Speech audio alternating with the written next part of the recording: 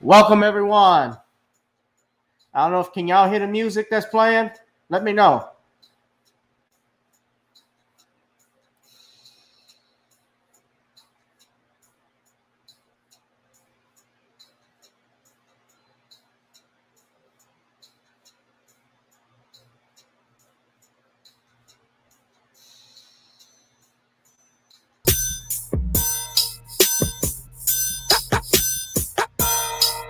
Yeah, we gonna get it in. Yeah, just some nice intro music. Nice intro music right there. Welcome, everyone. We are live, and I'm coming at you with 5. This is another edition of Gavin Richard Presents here on my YouTube channel, GBoo2786. Whoever you are, wherever you are, I hope you all are feeling good and being blessed right now. So we're going to go in and get into it. We're waiting on our guest, Mr. Ken Williams, to come on in, guys. But I like that breakdown.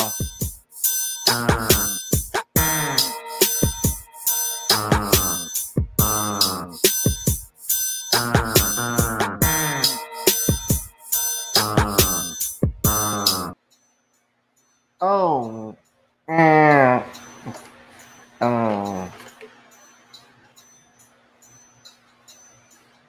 All right. We're just waiting for Ken. I'm trying to figure out if he's in the studio as of yet.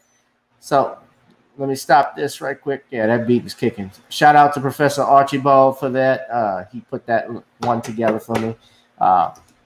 So yeah, we are live, and I'm coming at you with 5. Give me a few seconds, guys, as I try and reach our guest to see if he is in studio. He's just taking a little while. Give me 1 second, please. We've got a lot to get in today.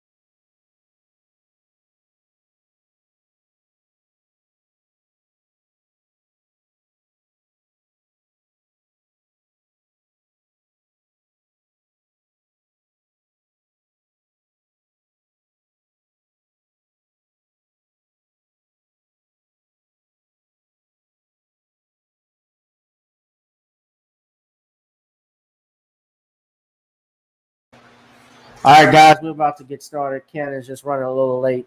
We had a little mix-up with the time, but he'll be joining in soon. Let's see who we got in the chat room. Come on, somebody say something. We got people on Facebook, and we got people on my channel, GBoo2786. Guys, I want to make it an important point, too, to please go out and donate on the channel. Cost, we don't get paid, obviously, for doing things on YouTube, but just to put this out here for your information and your information alone. So anything you contribute is appreciated, much appreciated. So you can go ahead and donate to the channel at the CashApp, GavinRichardEsq, or you can do Google Pay at gavin.grich1@gmail.com. And also, I guess tonight we're going to be talking about the Rayshard Brooks killing. Now, everybody, I'm sure, is familiar, but what happened to Rayshard Brooks, I'll go ahead and actually put on our page here, I guess, some video of it from the body cam footage. And let's see, we got somebody that's in the chat room. Just give us 1 second. Hold on a second. Let me just do something right quick. Give me 1 second.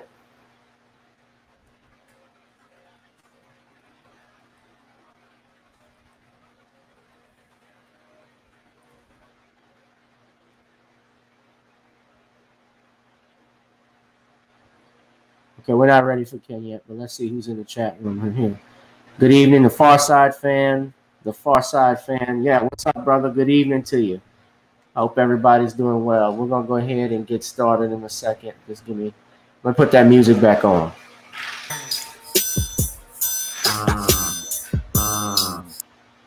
I got to start it over. All right, I'm going to go back. The breakdown is even better.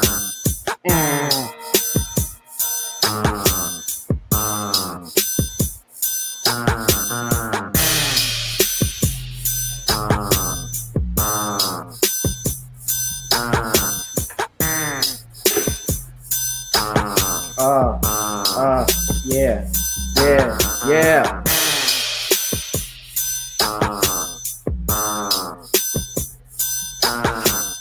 I'm just checking out some news, guys, too. Of course, I'm going to be talking about Rayshard Brooks thing later, but I'm seeing here, too, someone posted that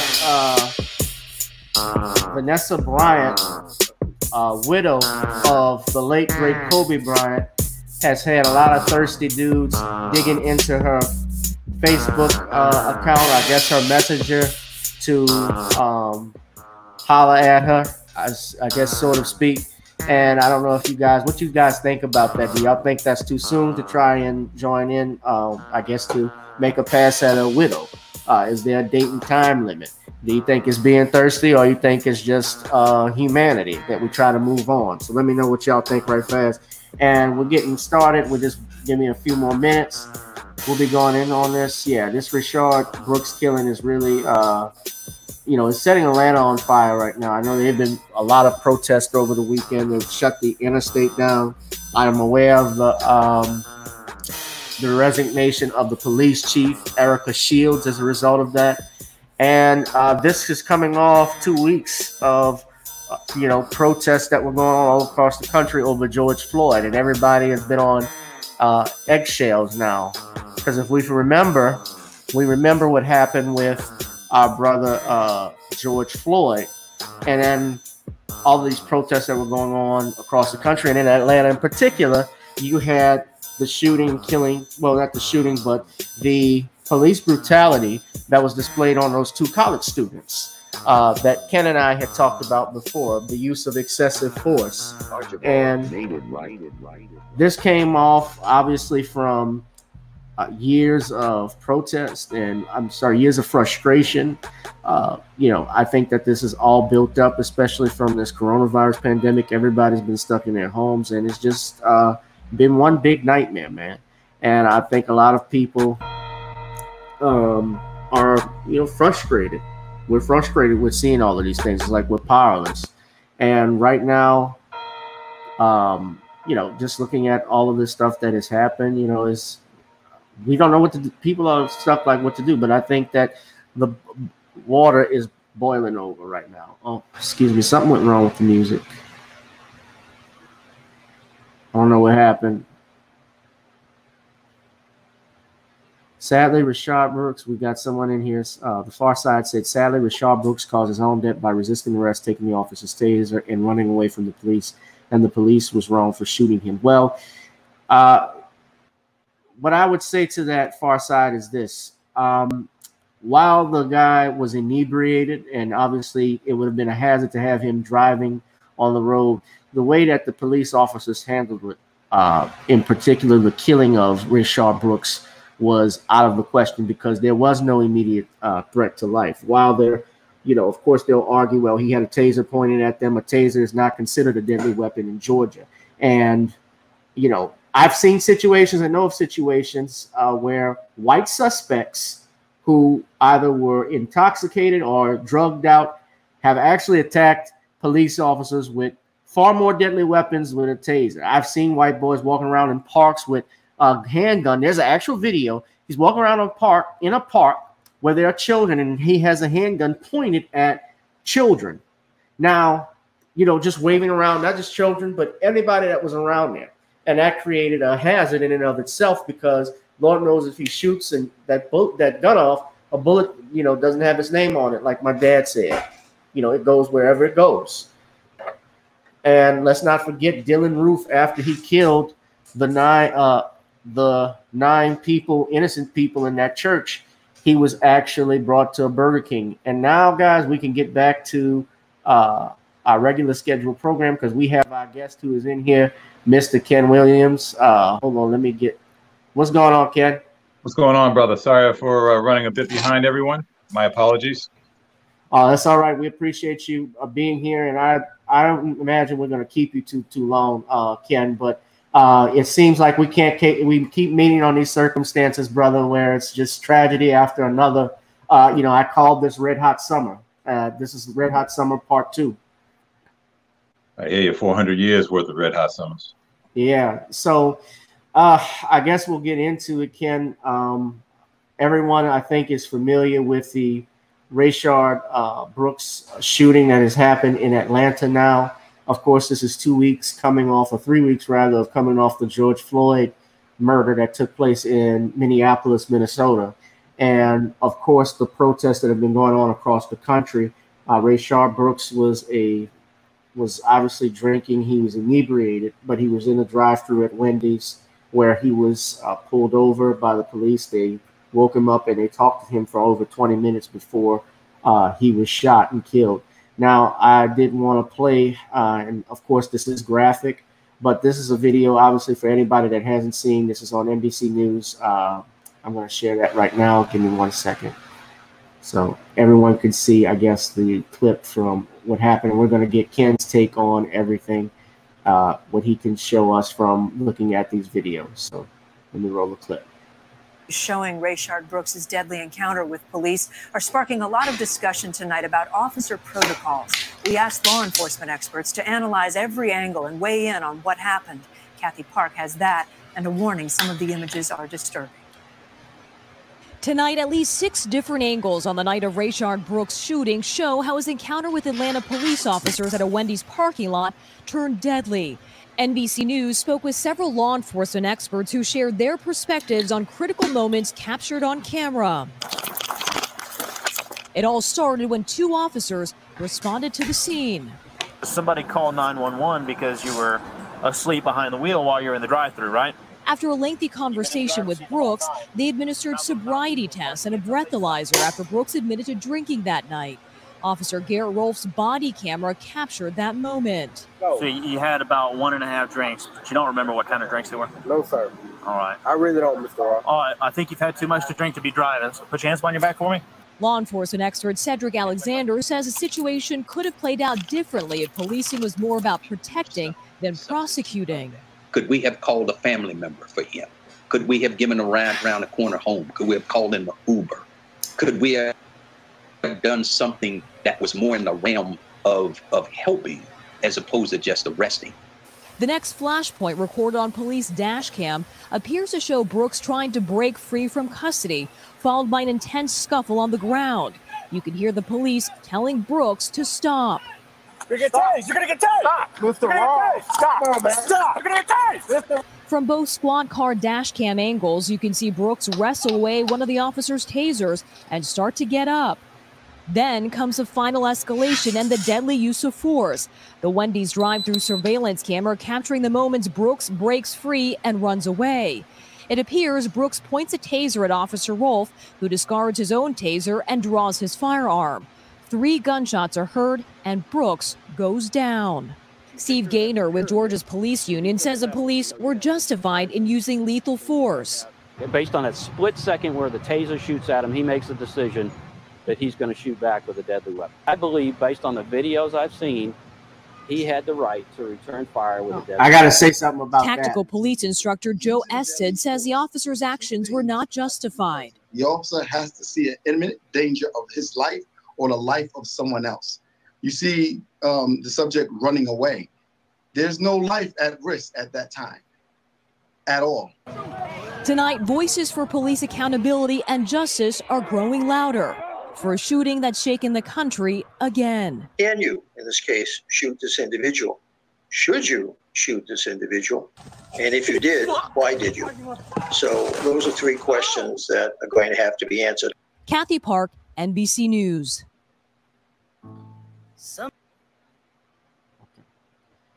Okay, let me pause it. Okay.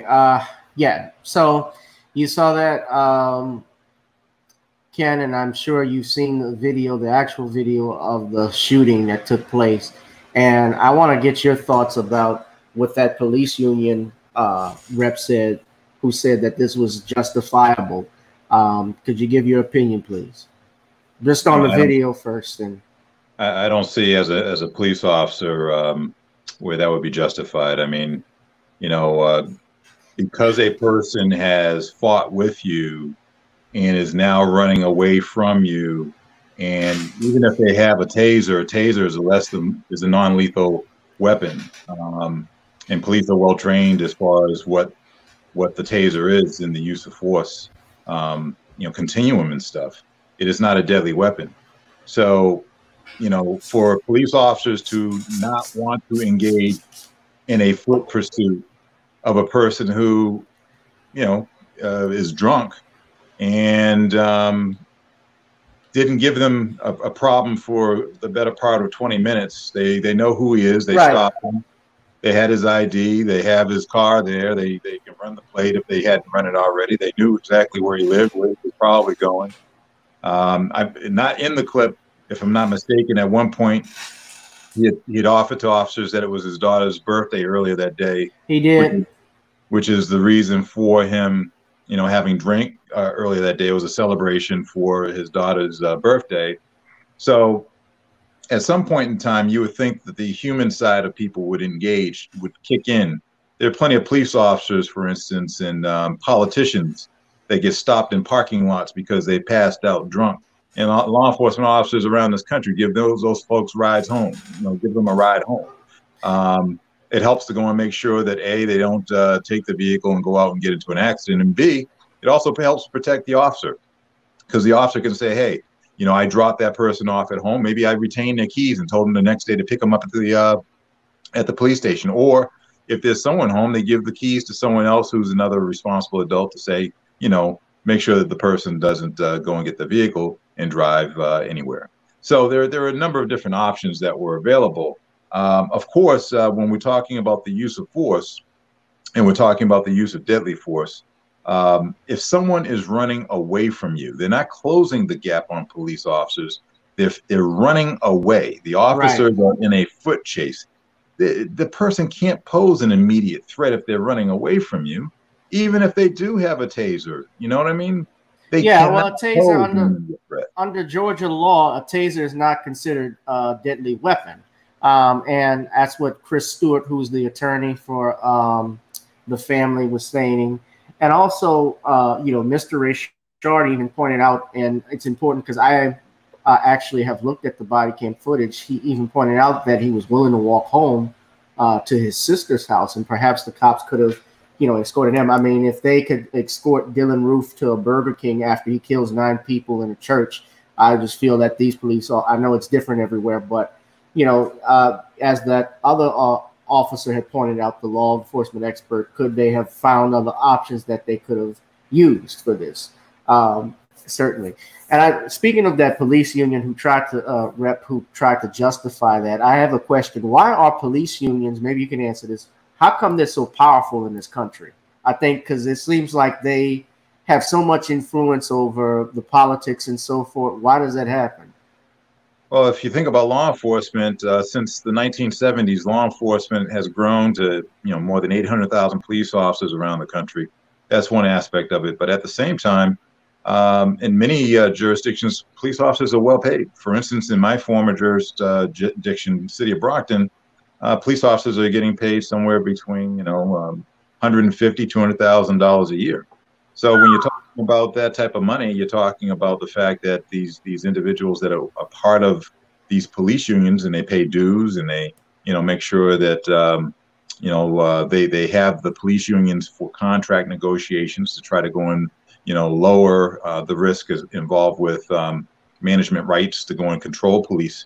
And they also make sure that they lobby in Congress and stuff like that to make sure that they're a very powerful group. And it's pretty important, I think, when we think about the police union. They basically act as a defense attorney, I think, for law enforcement officers in these type of cases. whether you're right or wrong, they really don't care. They're just trying to give you a good defense. And that doesn't sit well, but that's their function. So aside from what that jerk is saying as far as what his opinions are and all that stuff, the reality is that we very rarely have white folks that are being shot in the back, and we have black folks that are constantly being shot. That's the reality, and it doesn't matter where we are in the country. That reality is something that we have to go and talk about. Why is it exactly law enforcement officers, specifically white, black, whoever you are out there, you can't de-escalate in this type of situation? Clearly, de-escalation would have been the better option. Yeah, most definitely. And another thing to point out, since you mentioned that, like I saw that there have been talks about defunding the police. Joe Biden has said, when I talk about how police unions are powerful, he's actually standing behind them and is willing to throw even more money behind that.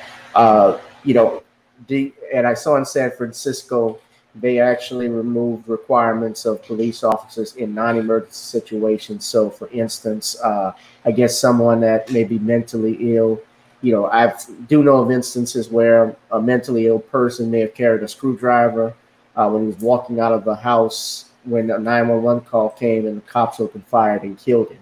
I do remember that video. But what do you think of this talk about defunding the nation's police? Because I see the stuff going on in Seattle and so forth. As a former police officer, I mean, Mr. Brooks was temporarily inebriated, right? So he had a mental health condition, whether it was permanent or temporary, but nonetheless, he had a temporary condition. I mean, calling Uber would have certainly saved a whole bunch of heartache, right? I mean, just giving the man a ride home would have saved heartache. So, we have to have a conversation, I believe, about the fact that the judgment that's being used here to exercise power and authority against black people is completely different than that is being exercised against white people. And until we really talk about this, isn't a training issue.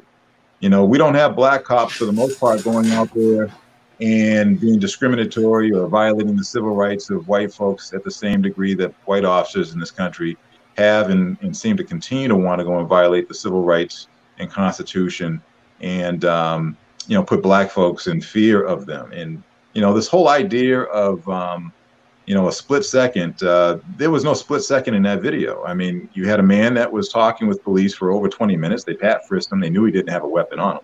He was very polite. They were polite to him. And at some point in time, there was a scuffle. And there was no split second when the police officer understands that once the taser is discharged, whether or not it's in his direction or not, the issue, of course, is that it's not a deadly weapon, and the officer understands that it's limited in how many times he can discharge it. There are two police officers there. They've got between the two of them, they've got over 100 rounds of ammunition. They understand that Mr. Brooks isn't running because he's some serial killer that just took out 5 people and he's running towards a crowd of people. He's just running away from the police. So they have radios, they have cars, they got multiple people that are out there that they could have called for backup and said, look, we're chasing after this guy. We need a few more people down here, and we're going to talk him down so he gives my taser back. How long would that have taken? What was the reason for this to have to end at that moment in time? That's a problem. Right. Well, I'm playing devil's advocate as a former officer yourself, though. I mean, some people will say, well, I've seen reports, well, he shouldn't have resisted. He contributed to this. And people have said, well, he was under the influence of alcohol. It is within if he's driving a vehicle inebriated by them witnessing that, he has broken the law. But what would you say to people? But still, does that warrant a man's death? And I say, no, it didn't warrant what they did to him at the end of the day. And especially, when you look at it, it was a taser. There's no other way. Let's be for real, okay? If law enforcement officers had responded to Wendy's parking lot, and there was a dog that was in the middle of the parking lot, and they took out their service weapons and started shooting at the dog, you'd have white people in this country that would be protesting about this dog being murdered, right? Or That's killed. True. Here we have a black man, a person who's a father, a brother, a husband, He's got kids in this world. He's got parents in this world. He's got siblings in this world, and they have to go out and bury this man over a DUI. Right. Garrett Wolf and Devin Bronson are the two officers. Devin Bronson has been on administrative leave, and Wolf has been fired by the by the Atlanta Police Department. And of course, the police chief, Erica Shields, has stepped down voluntarily, although I don't think it was voluntary. I think that she was fired, but that's just me. But you know, the Fulton County District Attorney is looking to open up, is investigating this, and apparently going to decide whether or not murder charges should be brought in this matter. But I don't know if you heard me, but I was trying to get your answer on about the funding of police. What do you think of that notion that's been thrown out throughout the country? I think at some point in time, we do have to look at scaling police back. You know, in terms of the reach of police and the funds that are being expended in law enforcement, we're into the trillions of dollars that since the war on drugs began back in the 70s. After the civil rights era, there were only 200,000 police officers in this country back before 1964. We grew that by 4 times. If you grow something that's a discriminatory, racist, systemically racist system 4 times, you're going to go out and have 4 times as many black folks targeted and arrested and subjected to a racist, systemically racist system. So, you know, it shouldn't be this, you know, oh my God, how is it that now here it is 2020, we got 1 in 5 black men locked up for nonviolent, you know, low-level possessionary offenses, and white people who are similarly situated are, you know, somehow escaping that same penal system. We have to go backwards, and we have to go and take some money away from the institution and scale back the responsibilities of police, not to go and maybe police people who have mental conditions, but to maybe go after people who have, you know, committed acts of rape, murder, and more serious crimes and stuff in this country. Yeah. I saw a 2006 report. It was reported by the FBI that you had an influx of white supremacists that had joined the police department. I believe one of the cities that they had mentioned was even in Baltimore, but I think it was worldwide across the country. And, you know, as the police department, as you are an educated man, Ken, and as well as you being a police officer, you know the history that the police department actually started out as the slave catchers. Its roots started out from that. So obviously we're still dealing with the effects of slavery to this day when we see these incidents. And I don't know exactly, I don't have the solution about how it's going to stop, you know, or what's going to happen. I've talked, some people have said, well, state police troopers, you don't really hear about incidents of them involving mass, you know, shootings on people per se, like we hear with the local police department. And I think that's because there's a result of training, and it's also screened out, I think, a little bit differently. But no, that's not the reason why. The reason why is because state police officers patrol highways. They're typically by themselves. They don't have a partner. They're not in dense conditions of like a city population where they're engaging citizens as much. Their function is a little different than local police officers. Local police officers are in communities, and they have more chances of having more contact with citizens. That's the reason why. Yeah. Perky said, state police officers aren't responding to 911 calls. No, they're not. No, they're not. That's a very good point. I didn't say it was a training issue, Ashley. Let's see here. We have a lot of people in the room. Ken, Squeaky G says hello. What's up, Squeaks? And Ajaka Denibo, good evening to you, sweetie. And yeah, let's see. We have people even on Facebook. Shout out to Brother Ron Hurd, as well as J. Chris, Ian Fields, Janae Ankar, and Walter Gabriel, Garland Brown, Garrett Gregory, Courtney Jarrell. Yeah, shout out to you all.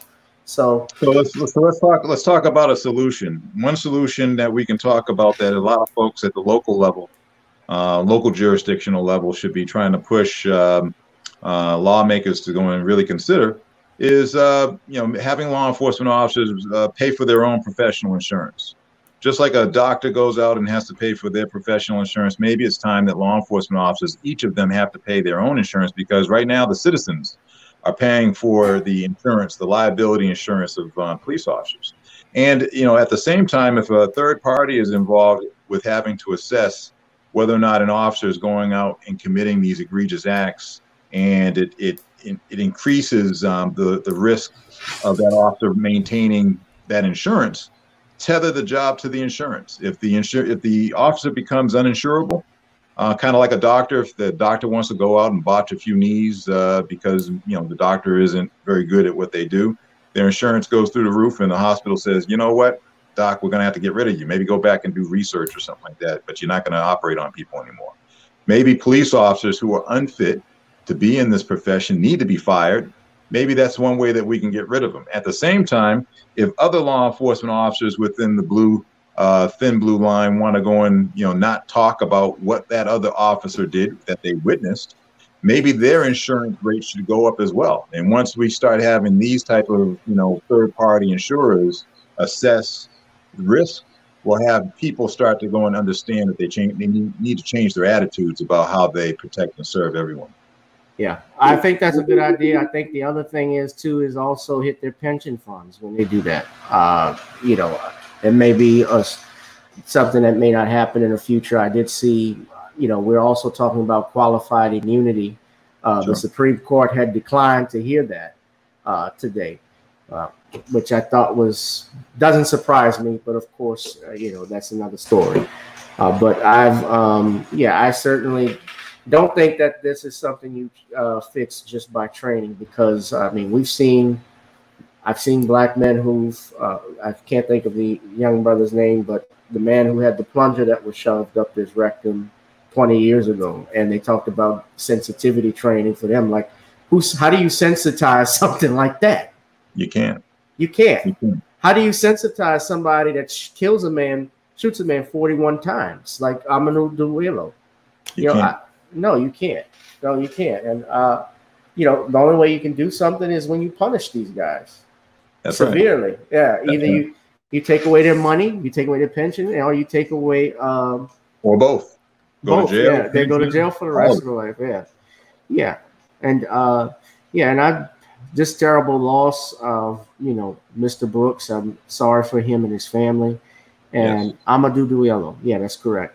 Duello was the one who was shot 41 times, if I'm not mistaken, but I can't think of the name of the brother that they put the plunger in. Yeah, I forget his name, but that was in New York. That was in New York. Yeah, I remember Sean, who's the brother that was Sean Bell was shot coming from I think it was his bachelor party, if I'm not mistaken. And of course, we know about Trayvon Martin, and but that wasn't a cop. And then nowadays we have Ahmaud Arbery and so forth. You got Kenneth Chamberlain Sr. that was he's a former veteran, was at his home. His life aid alert went off accidentally while he was sleeping, and police responded to his house with SWAT, broke in the door, and then shot and killed him inside his apartment, even though he pled with them for the better part of 45 minutes that he was okay. They still broke down his door and shot him inside of his apartment. You know, right. These are the cases that you know, one after another. Yes, and we also have the Breonna Taylor incident. Now, of course, Breonna Taylor is not the only black queen that was shot while she was sleeping. A little black girl, I can't think of her name, I believe this happened in Detroit, who was shot while she was asleep. That's down in Texas, a woman playing Nintendo or Tanina Jefferson, yeah. Yeah. Right, because these cops went up to the window, and like any person that late at night, if you saw flashlights coming from your window, you would think someone may be trying to break in. And, you know, I don't know. I don't think she had a gun. I think she just looked out of the window and they just fired and killed her. Even if she did have a gun, she was inside her property, right? She was in her right. She was her right. Yeah, of course. Yeah. That person was Abner Luima. That was the man who was, I remember now. Yeah, Ashley says David Chappelle said it best in his recent comedy sketch. Yes, he did.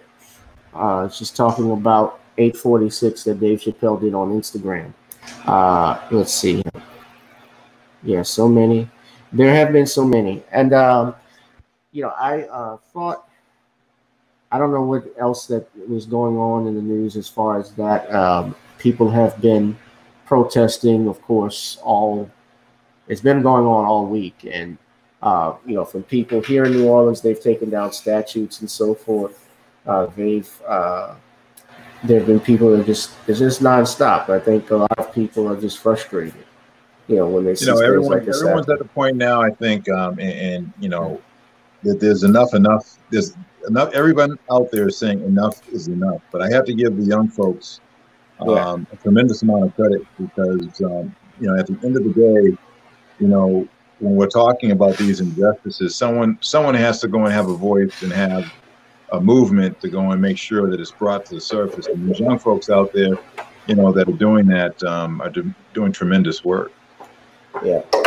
What you said to me on our first broadcast when we talked about the George Floyd murder, we actually made the comment that most of these riots were started by or involved the police department. And I had actually seen the movie Detroit for the first time this past weekend. And Detroit was about the Detroit riots that started in 1967. And very powerful movie. And it was very gritty of how these police officers of Detroit showed up at the Algiers Motel and started, they killed 3 people. And on purpose, not by accident. And, those murders were, of course, they were acquitted in the end of the day. But one of the men who was there, he was one of the former dramatic leads. He was a former lead singer for the Dramatics. And he actually refused to perform to this day for that group because he was so affected by that because one of his best friends and their valet was murdered by the police. And he felt like if I go to a club, we're performing in front of these white folks and we're performing with police officers around us. It's like, I can't trust them. I couldn't do it anymore. So, I was thinking about that when I saw the movie. It was like, damn, Ken was right. They did start this shit. Every riot, every disturbance, every civil unrest has always started at the hands of law enforcement. Each and every one. Yeah. Well, let's see before we get out of here because I'm really out of questions, Ken. But just to see if anybody had any questions for you. Any questions, guys? Whatever you have. I don't think anybody. Let me check on Facebook. Yeah, any questions, guys? People may want to say something. I did want to, let's see. We got more people watching. Brandon Addison is watching. What's up, Brandon? Sid Ron was here. So my thing is, I'm feeling like the district attorney in Atlanta is probably going to lean towards like murder too. That's my thoughts on it. I don't think he's looking at man. Hold on a second, Ken. Hold on. Stop. Get him out of here. Sticklift, you get out of here. You don't see the comments? No. Yeah, I don't even want to repeat it. Shit, I didn't mean to share that.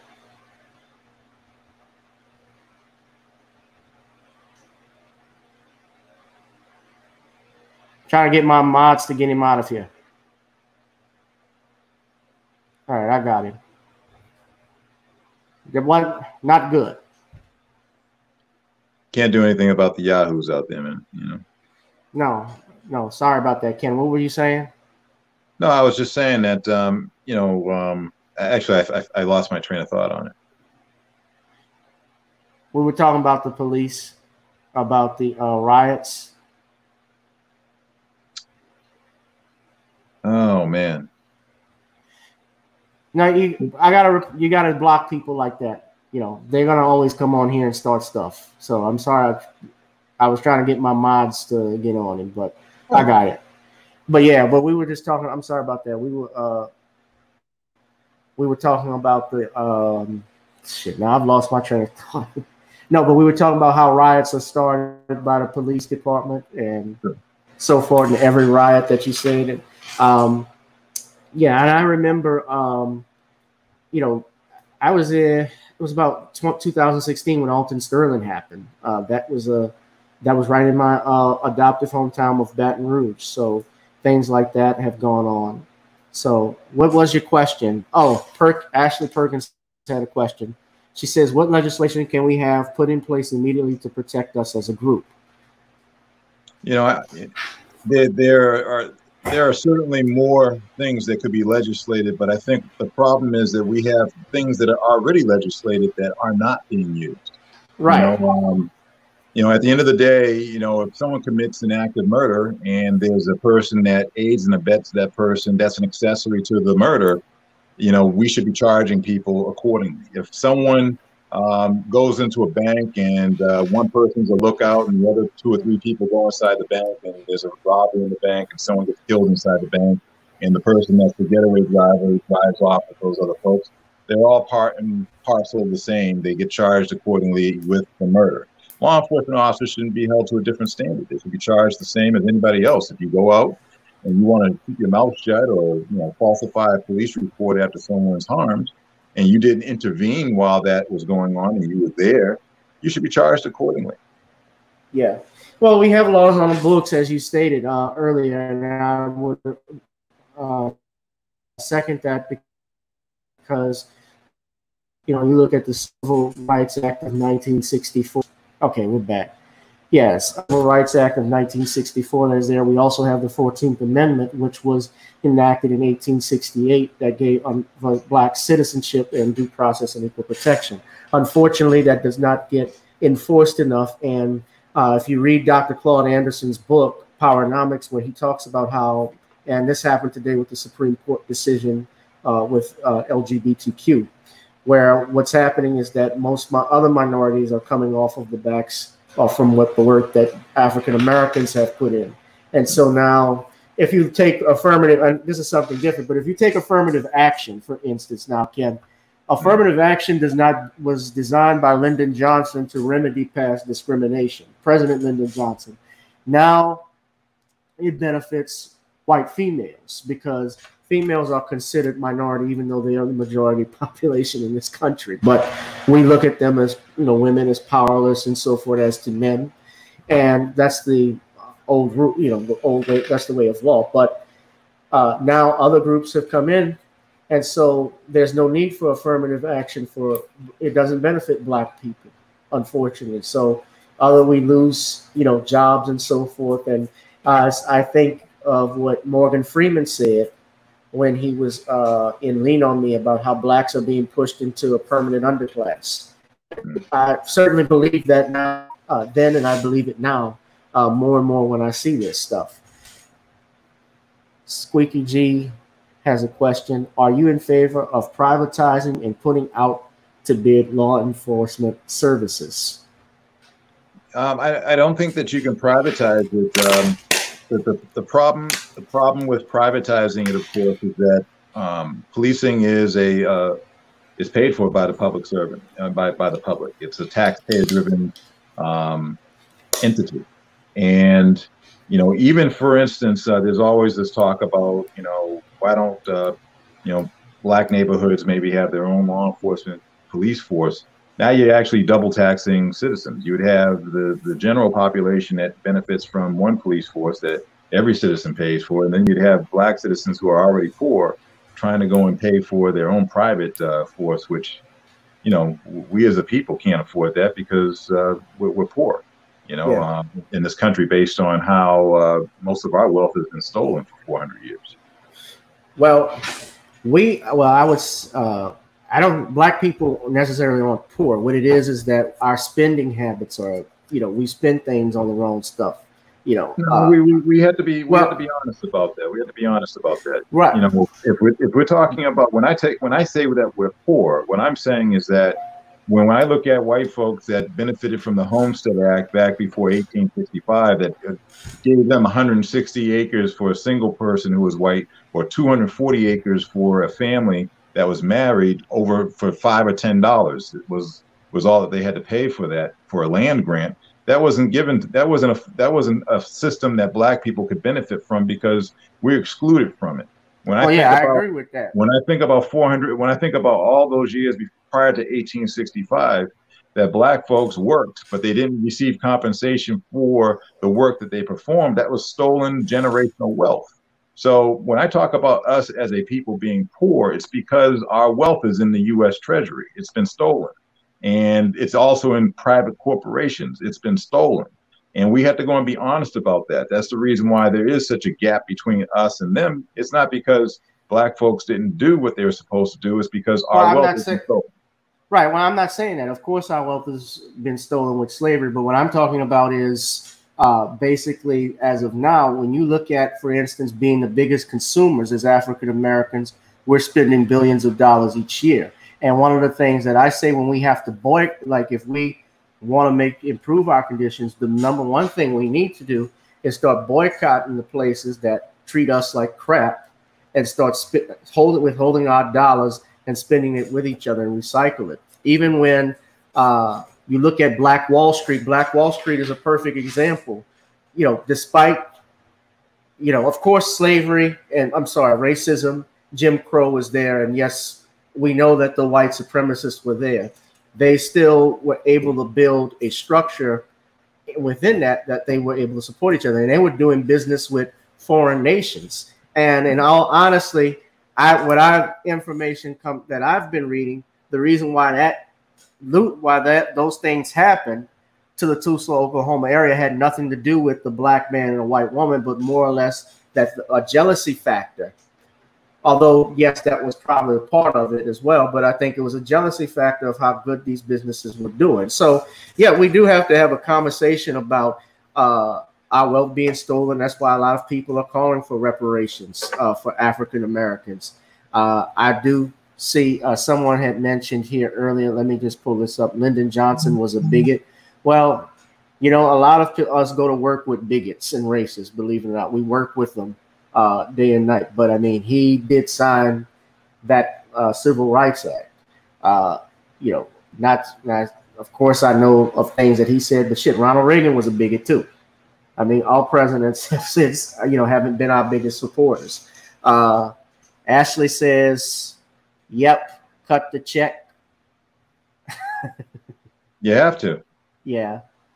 You know, especially when we're talking about the simple fact is that white people have received their reparations, whether it's the Confederate soldiers that received a pension even though they committed treason against this country, whether it's the folks that had, and I hate that word slavery because it puts Black people in a box where it's almost as if you're saying that if you're enslaved, you don't have any protections to come back for redress against somebody because of this word slavery. We were prisoners of war. And because we were prisoners of war, just like anyone else in the world that has been a prisoner of war, they receive reparations, whether you're Jewish, whether you're talking about Japanese internment camps, those folks were prisoners of war. American Indians have received reparations too. Exactly.